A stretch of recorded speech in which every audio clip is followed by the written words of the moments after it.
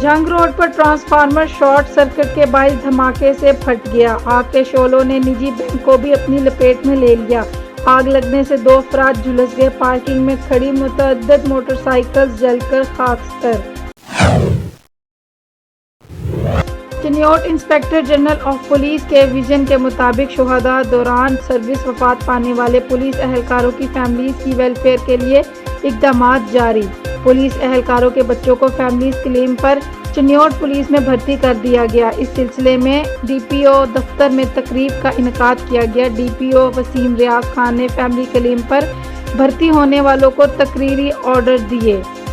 محکمہ پولیس میں شامل ہونے پر مبارکباد دی، نیک خواہشات کا اظہار کیا۔ فیملی کلیم پر بھرتی ہونے والے اہلکاروں کی فیملیز نے ڈی پی او وسیم ریاض خان کا شکریہ ادا کیا۔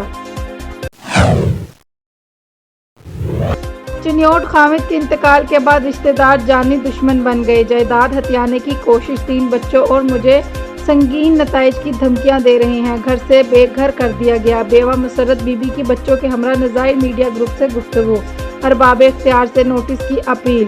مسرت بی بی کا کہنا تھا کہ مجھے اپنے ہی گھر میں داخل نہیں ہونے دیا جا رہا، ملکیتی اراضی بھی کاشت نہیں کرنے دی جا رہی۔ ملزمان احمد یار، عمر حیات وغیرہ دیگر ملزمان کے ہمراہ جانی دشمن بن چکے ہیں۔